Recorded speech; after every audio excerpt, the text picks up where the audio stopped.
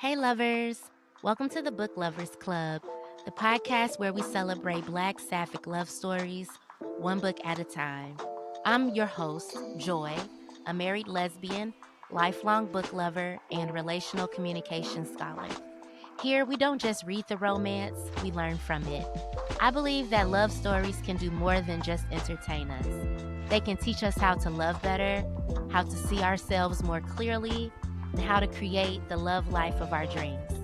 Each week, I'll dive into sapphic stories written for us and by us, while weaving in personal insights and communication lessons you can take off the page. So grab your drink, get cozy, and let's turn the page together. Welcome to the club. Welcome back to another episode of the Book Lovers Club. And y'all, this is a special episode because I am not here by myself today. I am joined by one of my favorite authors, L.M. Bennett. And I'm just so glad that you came on my podcast and that you're here with me. Again, thank you for having me. I'm Ellen Bennett. I am author of Black Sapphic Fiction. I currently live in the DMV. I'm a New York, New Jersey transplant. I'm 45. I have two cats, one of which has been super needy all afternoon long. So if you just hear meow randomly, that's him. I'm married. There's just so many things I like doing. I love randomness. I love true crime. I love watching messy reality shows. I just like a lot of things. I'm just very grateful that you are just this voice in the Black sapphic space because your books have really helped me feel seen. And hearing that you're 45 just gave me tingles because I just love that there's visibility in the space of women that are older. I just turned 40, so like that's just really inspiring. When did you first start writing books? Oh gosh. I remember writing short stories as a child. They were bad. And I usually used to force my great grandmother to listen to me read them out loud, which I'm sure she found some enjoyment from that. But I've been writing short stories since I was a child. I remember having like literally a book, like in, one of those composer notebooks. And I was just passing it around to my classmates. And then when they were done, they would pass it to the next person, the next person, the next person. So that's kind of where that started. So you have a new book that just dropped, The Chef's Christmas Charade. Can Yes. you tell us a little bit more about that book and what we can expect from it? Oh gosh. So when I first came up with the book, I kind of imagined it to be kind of like a little slapstick kind of thing, like that one crazy scene in Coming to America that I love when Daryl keeps coming to the door Mm-hmm. and Semi is there and Hakeem is there, and then the dad keeps closing the door in Daryl's face. That was how I originally imagined it, and I felt like I got some moments like that, but then it just turned into, unwittingly I would say, turned into social commentary, because Mm. there is a particular situation that Rhodes is in, and based on what the world is doing right now, there's a lot of people that are very close to being in that same situation, with all of the mess that's been happening recently. So I was like, I can try to keep it as light as possible, or at least to make sure that she can sometimes laugh about her situation and still maintain some sort of dignity about herself, even as she's making choices that are not sometimes the best choices. Let's just put it that way. But she's one of my favorite characters. She's so funny. And a lot of the characters in the book, she just kind of bounces off of them. And I just love that story so much. I love that. I love Christmas romances, and you're not a stranger to writing a Christmas romance or holiday romance because I've Mm-mm. read a couple of yours. Why holiday sapphic romances? Why do you think it's important for us to have stories like this? Well, I think it's not only important for us to have stories like this, I think it's of the utmost importance for us to be telling stories like Yes. this about our people, us as queer women, getting to see us in these different situations that usually, you have the Hallmark heroines find themselves in, to show that like maybe things could be a little messy or things can be a little slapstick, but there's still joy and there's still Mhm. love at the end of all of that. I always talk about the importance of us having happily ever afters, Mhm. and just to imagine and believe that you're deserving of a happily ever after. Mhm. And I just love your books. Like, I just finished 2 of your books in your Competing Desires series. So I Mhm. read Tap Out, and then I just read, Pit Stop. These books need to be on the screen. I just feel like we are lacking in stories that, like you mentioned, that are written by us, for us, and I just really wish we can get stories like yours in the movies. When you're writing, do you see these stories being on the screen? Because I'm telling you, that's how it feels when I'm reading it, like it's a movie. Alright, and I can admit to that because one of the big things that I was interested in, like, when I was trying to still figure out, like, what type of writer I wanted to be, I did study screenwriting. Wow. So, that could probably account for some of the cinematic feel that some of the scenes have, plus me on top of that being, like, a visual person. Like if I'm on my day job, because I have a day job, if Mhm. I'm stumped, I will literally whip out a piece of paper and a pen and start drawing things until it makes sense to me.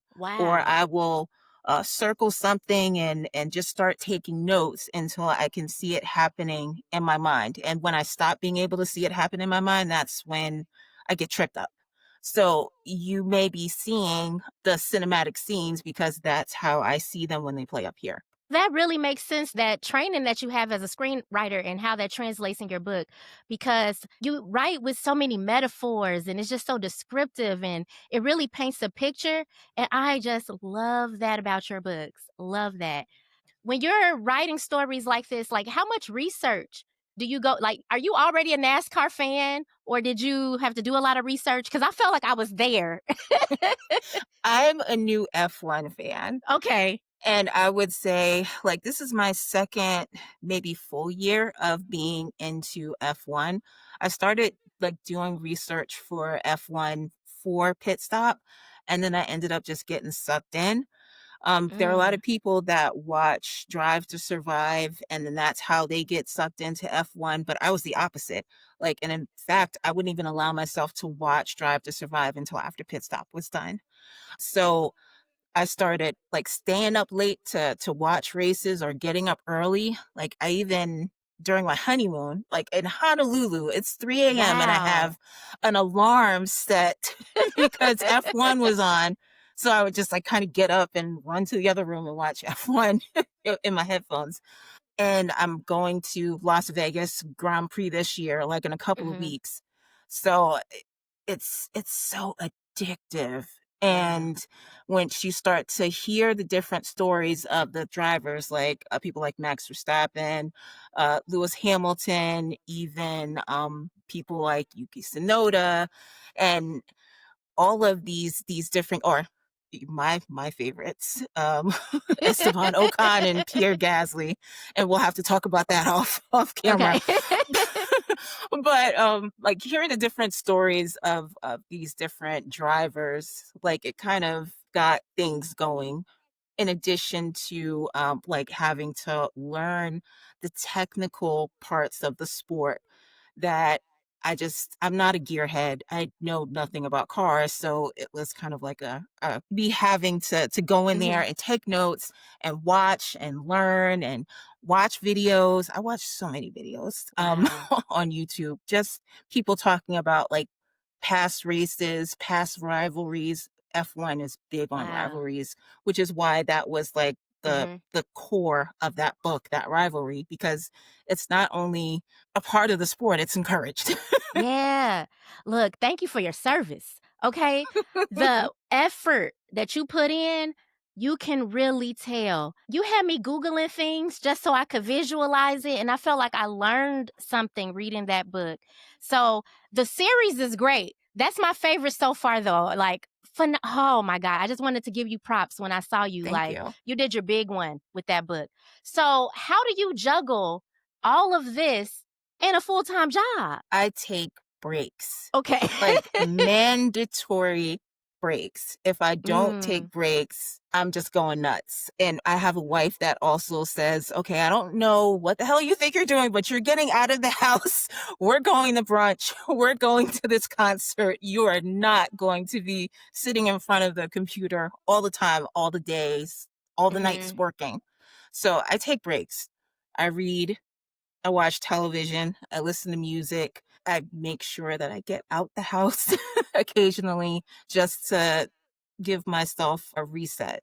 I mean, I try to make sure that I have one project that I'm writing, another project in editing, but after a while, that does start to grind on you just a little bit. So Yeah. I do make sure I take breaks. Yeah, self-care is everything, and the attention to detail that you put in your books and just, like, the effort, you can really feel that, and you started writing when you were young, so Mhm. how would you say that you've evolved from the very first piece of work that you published to now? I take a lot of craft courses. Mm, Like, my first book, like, that's kind of when you have a great idea and you think that you're going to write something that really changes things, and you still don't know how to cut your teeth yet as a writer, so you make a lot of mistakes. And I was starting to see, like, oh my gosh, I really, really made a lot of mistakes with this one, and I need to go back to the drawing board. So I literally, like I said, I took the screenwriting class. I took a class on deep POV. I took a class in learning how to write romance, how to craft plots. And that's something that I still do. So mm. with every book that comes out, like there's usually some sort of evolution or some new trick that I've learned by watching people who are masters at this do it, or reading books. Like Tasha Harrison has a series of really good books about crafting romance. And then uh, Donald Moss has some books about character. So I'm constantly reading these things and trying to figure out the best way to tell different stories. I love that, like, you really put it in the work.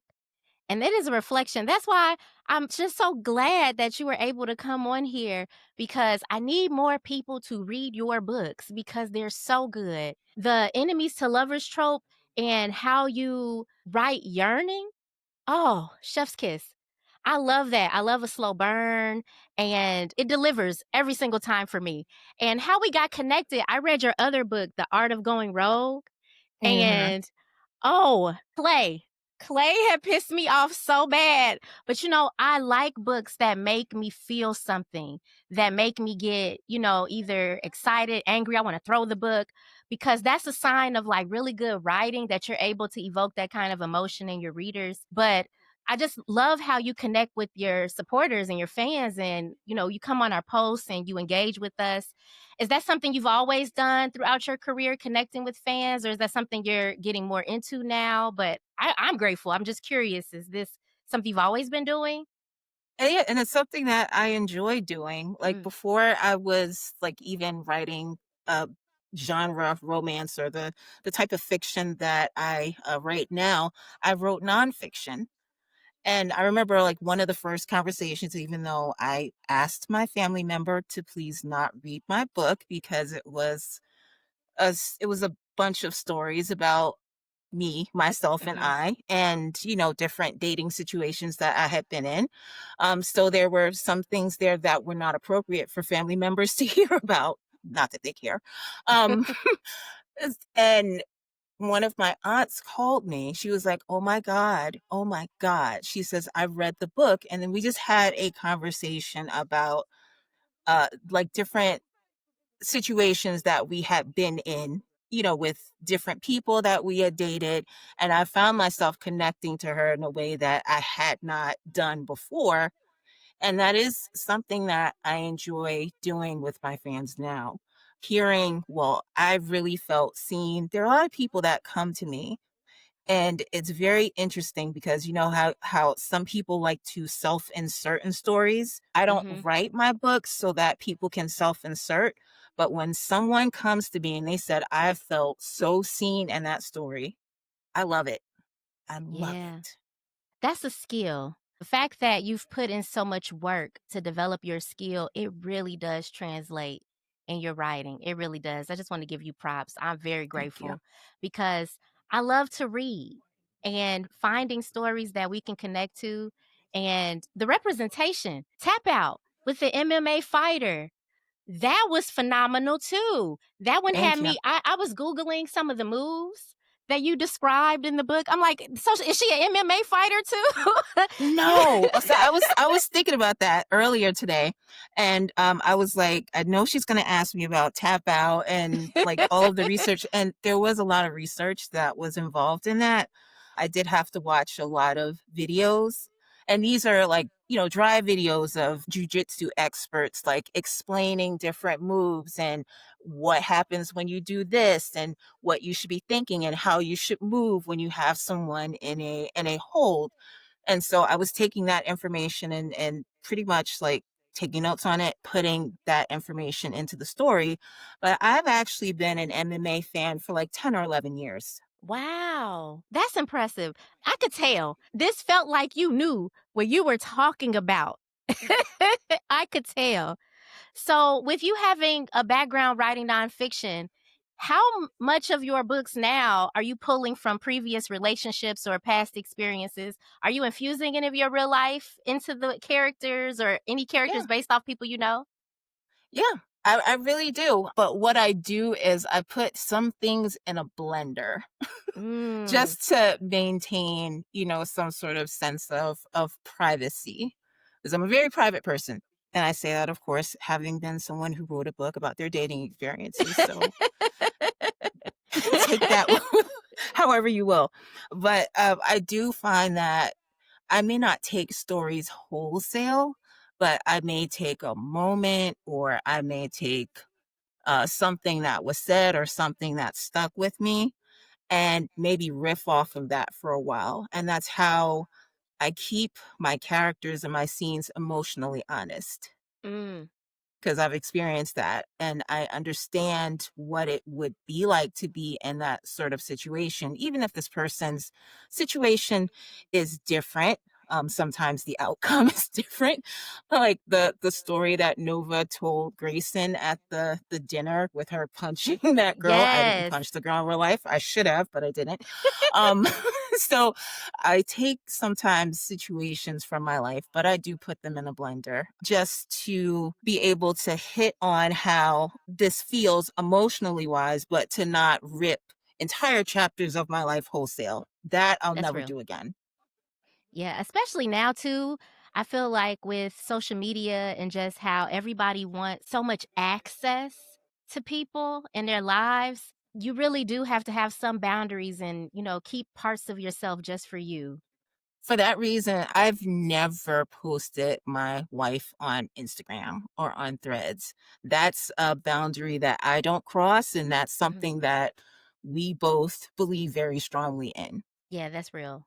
My wife, I had her on the podcast for a couple of episodes and she's like, I don't really I don't want to do that. That's you. She's like, I'm cool being in the background supporting you, but that's your thing. So, like, I understand. I tried to push her out there with me. She said, no, I'm cool. Some So, people don't yeah. like the spotlight. I don't even like the Mm-mm. spotlight. I gotta keep it a buck. I don't even like the spotlight. So when someone says I don't want to be in front of everything, I'm like, girl, I get it. I get it. I empathize. I struggle with attention. It's just I have a lot of creative hobbies that sometimes will put me in the forefront. So I've had to work through that. But my heart just goes out to creators, authors, people who are sharing their art online because it's just like open season, I feel like, with the criticism and people wanting to like really influence how you tell your stories and how you share your art. And it does take a lot of bravery to put your work out there how you want to, like centering your voice and your creativity and telling the story your way. No, I just give you props for that because it does take a lot of bravery. I do. It does take a lot of bravery. One thing that I've stopped doing is like reading my reviews Mm. because people can be pretty cruel. Sometimes you'll have people who, even though they think that they're giving like a positive review, they start out with, "This annoyed me." And I'm like, well, great. I mean, I'm glad it annoyed you. Why are you telling me this? Like, if you didn't like this part, keep that between you and your followers. But sometimes people can be just a little bit.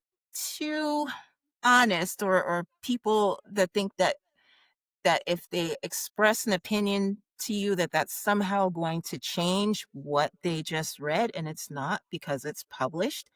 And I say this often, especially with newer writers that are like really struggling to bridge the gap between what they want to write and what the market wants them to write. And I say straight on, we're writers and we do not write by committee. Yes. You have to write what feels good and what feels honest to you, but you also have to find a way to market that well so that people know what it is that they're getting. And yes, you may have 5 people that read that and go, yes, this is exactly what I want. And then you'll have 2 people who are like, nah, that's not what I want. And I'm like, that's fine for that those 2 people go elsewhere, because those are 2 people who are going to find the type of books that they want to read. And you have these 5 cool people here who love what you write and want you to write more. Exactly. It's all about finding the people who are your true fans. Everything won't appeal to everyone, and you just have to find the people that really do love what you're putting out and lean into that community. I've been talking a lot about just how what someone else may hate, another person may love. We won't all like the same things, but you can dislike things respectfully. I think sometimes people forget that you all are human and have feelings too. You're not AI, you're not bots, and it's okay to not like the art that someone shares, but it's a way to do that. Tagging authors and negative reviews and things like that, I just don't agree with that. So I'm all for you all doing what you need to do to protect yourself in this landscape that we're navigating in this new book space. And if I could just take it back to what one person loves, another person hates. Hmm. I remember and I told myself I wasn't going to, but I read reviews for Tap Out. And you had some people who were just like, I loved Nova and Grayson was insufferable. And then you had other people who were like, Grayson is my girl, but I couldn't stand Nova.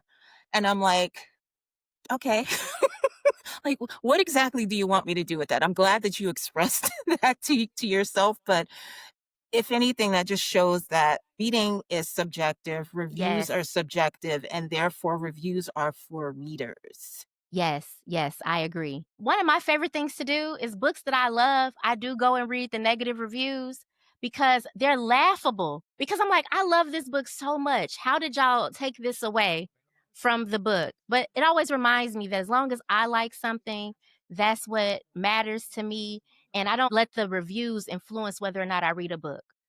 I'm still going to do my own research and see for myself. And sometimes, and a lot of people don't understand this, that sometimes a well timed 1-star review can really be what makes people go to that book.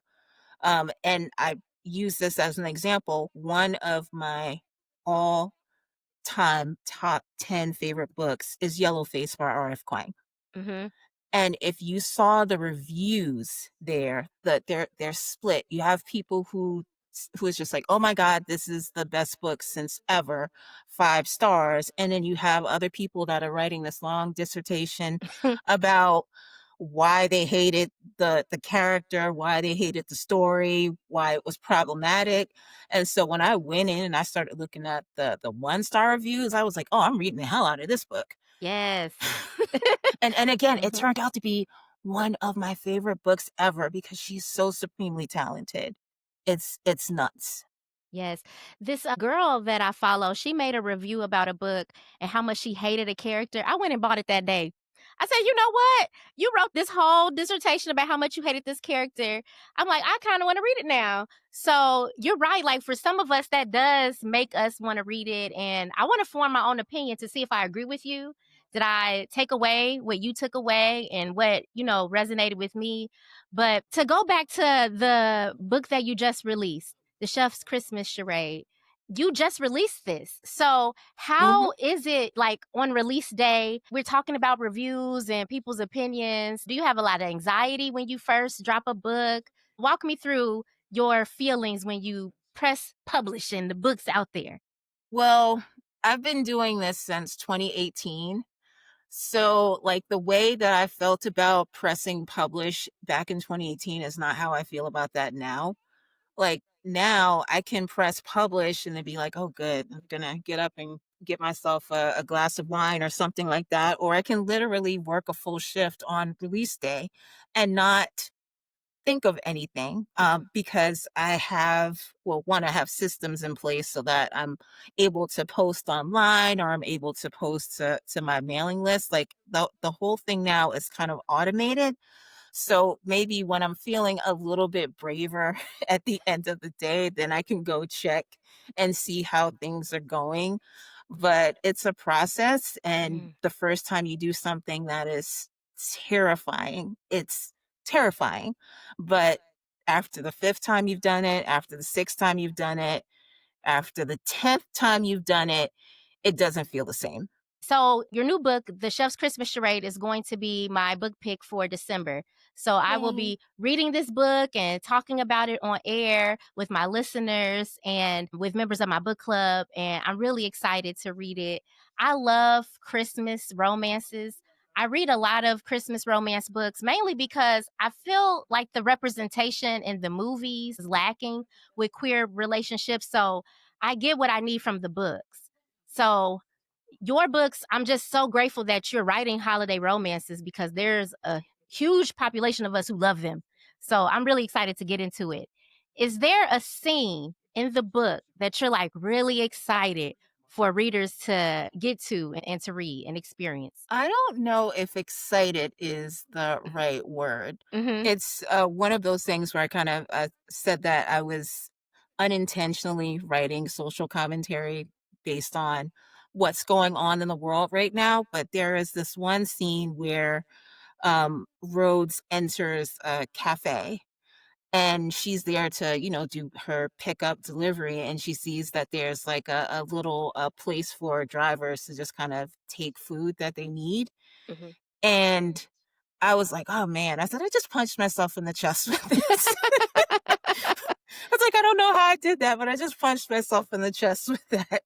And it was just one of those moments. I was like, oh man, I was like, but I can't leave this out. Mm-hmm. um I was like, all I can do is just make sure that Rhodes gets to be very, very, very happy in the end.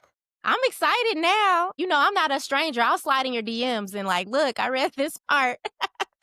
And I see what you mean. Okay. I'm really excited for this. So, is Christmas one of the holidays that you really like? Because you've written a few Christmas romances. Is this like a holiday you like writing about? It is, but my personal favorite holiday, and not a lot of people know this about me, but my personal favorite holiday is actually Halloween. Good choice. I love Halloween. So, are we expecting some Halloween books, some more like holiday romances centered around Halloween in the future? Some spooky season reads? I was thinking about one. Like, I have an eye towards what I might want to do, but I don't know if I have the courage to do it yet. Okay. So that's something that I'm going to think of. And even if I did, that's probably not something I'm going to touch until like 2027 anyway. Understood. Understood. I saw you had a milestone. So your other book that you dropped this year, You Were Almost Home, had 50,000 pages read. How did you feel about that? That's a huge accomplishment too. It was a huge accomplishment because it happened in such a short period of Yes. time. It's not the first book that I've had past 50,000. I have books that have passed 100,000 and 60,000, but it took a much longer amount of time for it to reach that number.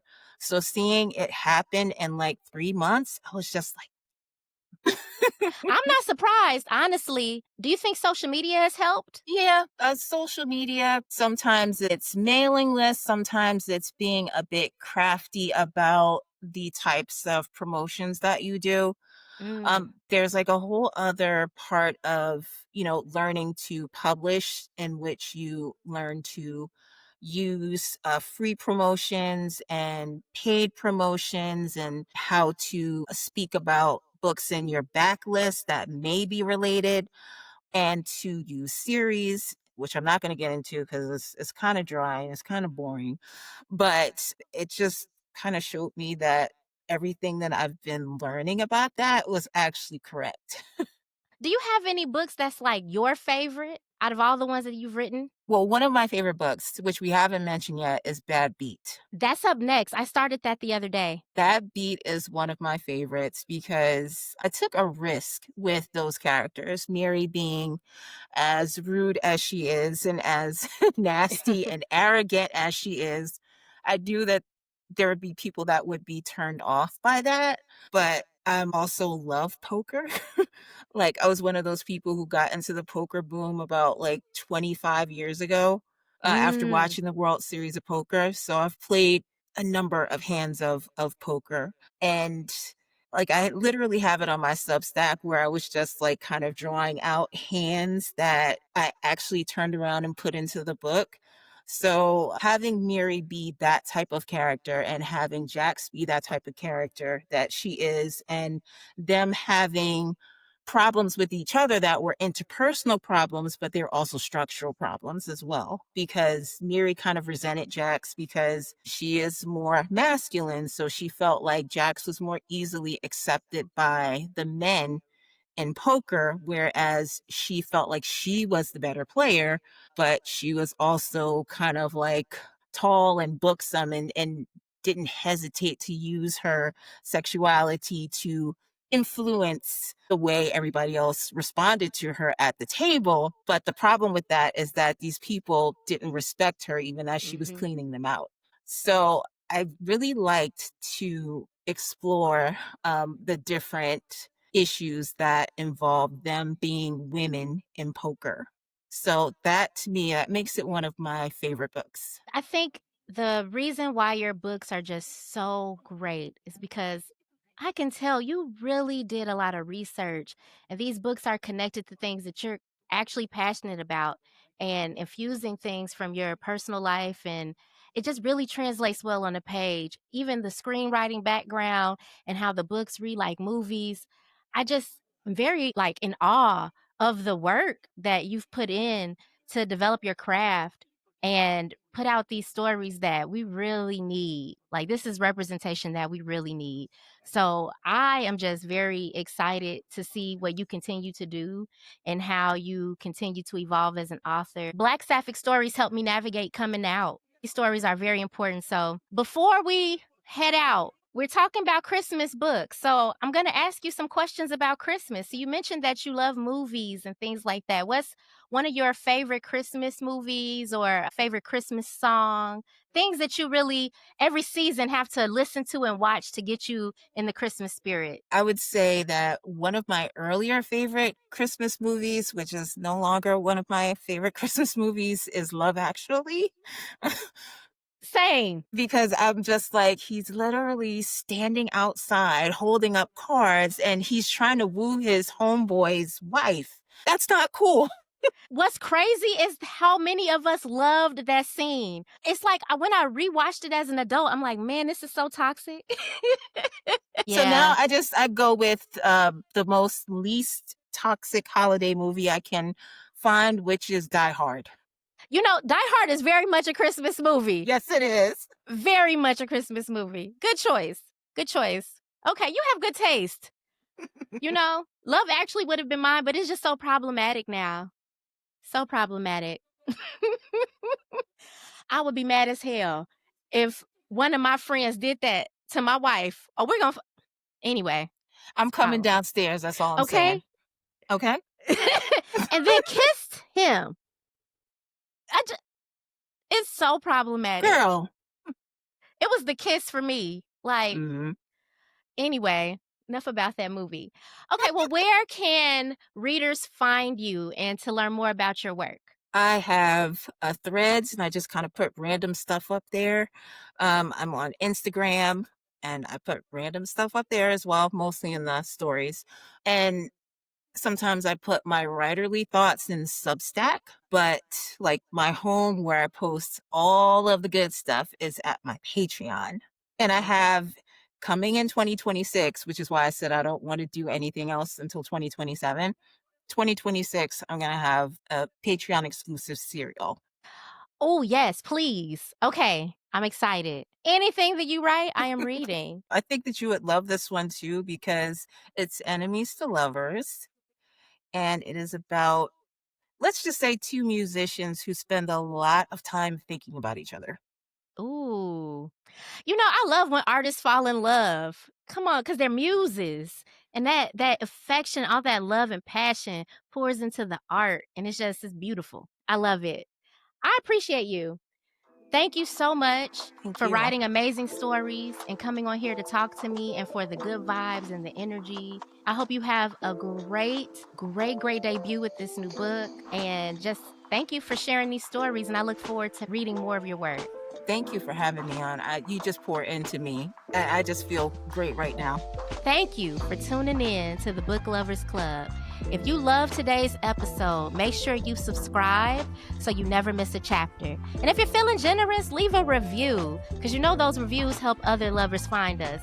So if you want to keep this conversation going, please join me on Instagram or hop on over to Fable to join the virtual book club. And until next time, remember, the stories we read can help us write the love lives of our dreams. See you next Sapphic Saturday.